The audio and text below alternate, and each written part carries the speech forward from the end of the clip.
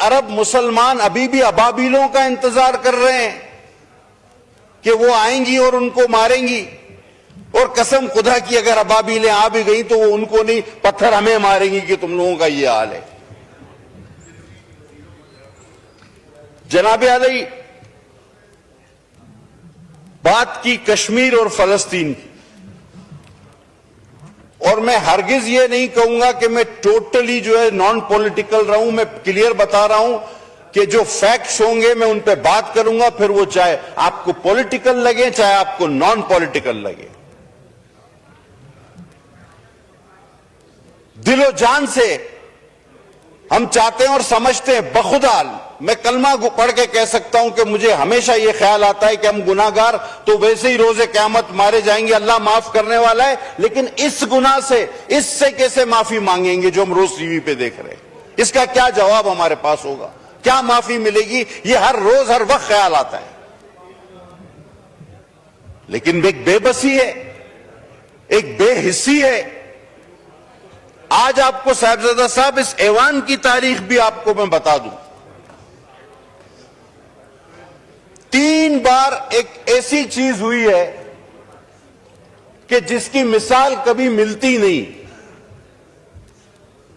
वो कौन सी 3 ऐसी चीजें हैं? सर, एक इस हाउस में इस्राइल के हक में तकरीर हुई है और कहा गया कि उसे तस्लीम करो। आप रिकॉर्ड उठा के देख लें वो किस जमात और किस रुकन ने की, और उस जमात ने अपने उस रुकन की कोई बाज पुर्स नहीं की, कोई एक्सप्लेनेशन उसको नहीं दिया, ना उसको कोई सस्पेंड किया, ना उस पर कोई कार्रवाई की। That means that was matter of policy. इस हाउस में आप कहेंगे कि वो कौन? अस्मा हदीद साहिबा पिछली असेंबली में हमारे साथ थी। उन्होंने यहां खड़े होकर तकरीर कहा कि भाई तुम लोगों को मसला क्या है, अपोजिशन वालों को। हम अपोजिशन में थे, हम अपोजिशन में थे। उन्होंने कहा रिकॉर्ड मौजूद है, रिकॉर्ड मौजूद है, आप उठा के देख लेना, रिकॉर्ड मौजूद है। आप रिकॉर्ड उठा के देखें। अस्मा हदीद साहिबा ने कहा कि तुम लोगों को मसला क्या है, इसराइल को तस्लीम नहीं करते, और साथ साथ यह भी कहा रिकॉर्ड पे, उन्होंने कहा कि जब हम दुरूद बेचते हैं नऊज़ुबिल्लाह तो उन पे भी बेचते हैं, तो जब दुरूद बेचते हो तो उनको तस्लीम करो। लफ्ज ब लफ्ज मुझे याद है। अच्छा, अब दूसरी एक अनोखी बात आपको बताऊं। अच्छा, एक ही जमात है कि जिसने किसी यहूदी के लिए बाकायदा कैंपेन चलाई हो। अब आप ये भी कहे मैं नहीं पता। गोल्डस्मिथ तो बेटा सादिक खान के अगेंस्ट एक यहूदी के लिए पॉलिटिकल कैंपेन किसने चलाई? ये भी कोई दूसरी मिसाल नहीं मिलेगी। अब तीसरी पे आता हूं,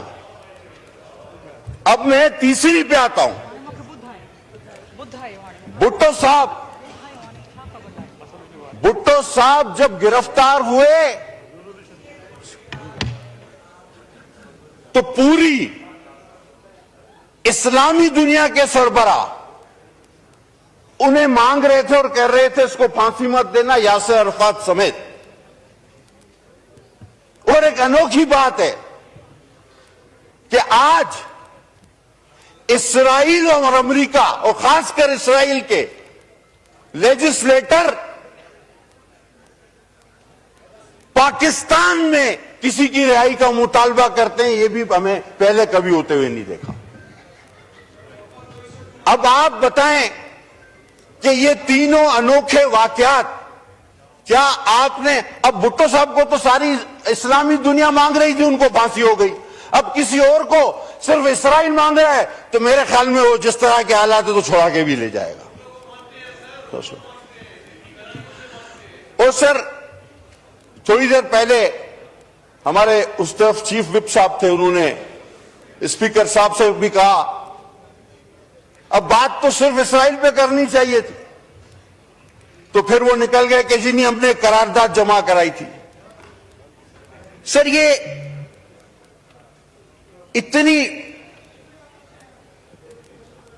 बेहिसी कैसे हो सकती है कि मैं उस रोज चीख चीख के कह रहा था कि मेरे भाई मेरी बात सुन लो, थोड़ी देर के लिए नारे मत लगाओ, ये पाकिस्तान की बका का मसला है।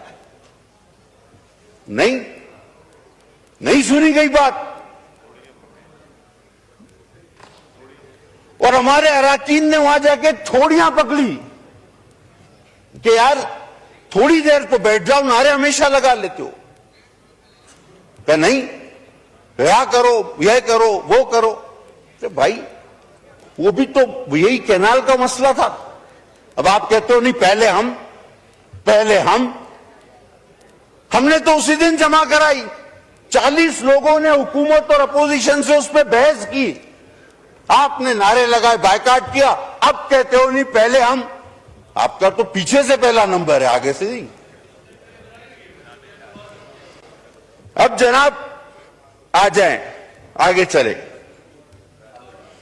उस दिन बात हुई जिसका मैं जवाब देना चाहता था, आज जवाब इसलिए दे पा रहा हूं क्योंकि उसके बाद से हाउस ही नहीं चला, कोरम पॉइंट आउट होते रहे।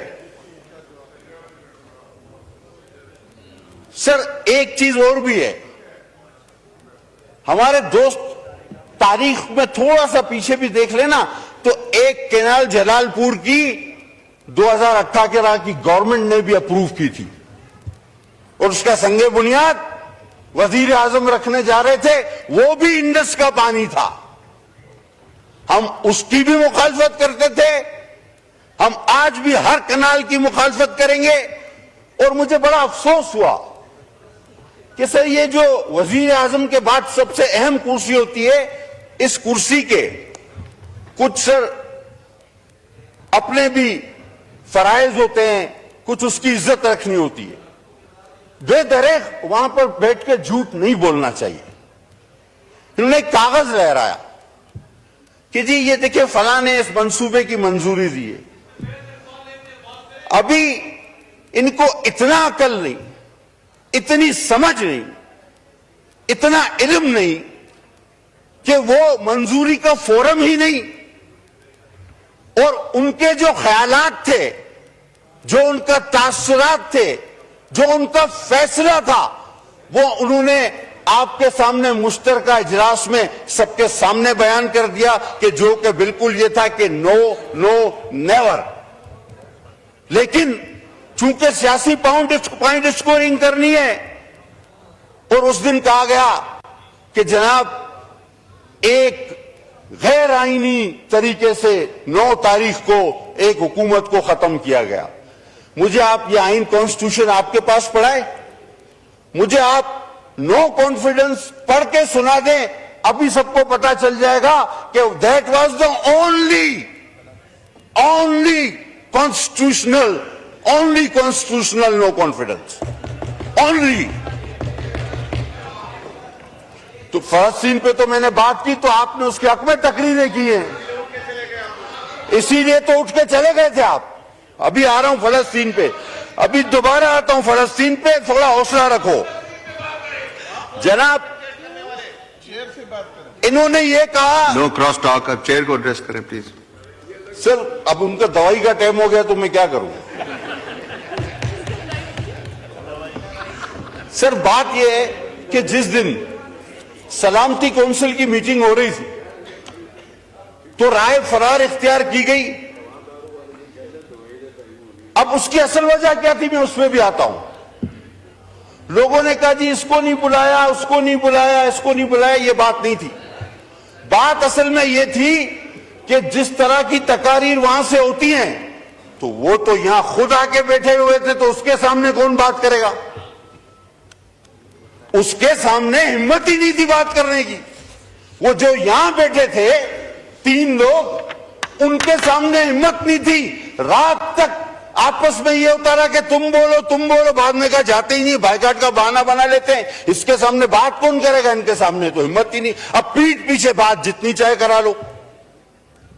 वो मौजूद थे तो आप बात करते ना कि जी ये डी चौक पे भी नहीं आने देते, ये रात को उठा लेते हैं, ये डालों में ले जाते हैं। वो मौजूद थे, हिम्मत नहीं थी ना, मान लो हिम्मत नहीं थी। और कहा जी कि बाजवा के जरिए आपने जो है वो एक करारदाद, यार आपने तो हाजिरी भी कर्नल के जरिए लगवाई है सहवान में, ना कर सकता है कोई कसम खाएगा मेरा भाई, कोई दुरूद पड़ेगा कि बात गलत है? यहां तो हाजिरी भी कर्नल के जरिए, कोरम भी कर्नल के जरिए, बजट भी कर्नल के जरिए, इस पे भी तो दुरूद पड़े, कसम खाए ना आप। और फिर कहा गया अचकजई साहब के लिए और अख्तर मेंगल के लिए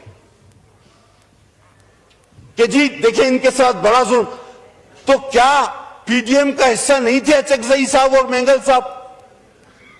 क्या उस नो कॉन्फिडेंस का हिस्सा नहीं थे अचकजई साहब और मेंगल साहब? वो भी तो इसी का हिस्सा थे। तो यानी कड़वा कड़वा थू थू, मीठा मीठा हप हप, जो आज आपके साथ आपको सूट करे वो ठीक है, जो नहीं करे वो गलत है। और सर वो हुकूमत क्यों बनी थी? वो जो तकरीर थी फलस्तीन की, that was a policy statement, वरना उस पर बहुत बड़ा रिएक्शन आना चाहिए था। 4-5 काम होने थे उस हुकूमत में जिसमें हमें अल्लाह ने बचा लिया, 2 तो हो गए। अब साहिबजादा साहब ने कहा फलस्तीन और कश्मीर में तवज्जो चाहूंगा आपकी। कश्मीर कब गया मुझे बताएं? दैट वाज अ एजेंडा, लाया ही इसलिए गया था, आए ही इसीलिए थे, आरटीएस बंद ही इसीलिए हुए थे। कश्मीर गया, यहूद के हक में तकरीरें शुरू हो गई, सीपेक रोलबैक हुआ, मईशत का पट्टा बिठाया गया। खुद आपका वजीर खजाना कहता है, हमने कहा कि जी आपने 60-70 सालों में जितना पाकिस्तान ने कर्जा नहीं लिया था आपने 4 साल में ले लिया। कहता नहीं, उतना 100% नहीं लिया, उसका 76% लिया है। खुद एतराफ करता है। अजीब आदमी है। हम कहते हैं तुमने 100 बंदे मारे, कहता नहीं मैं बेगुनाह हूं, मैंने तो 76 मारे हैं। तो यही वाली मिसाल हो गई।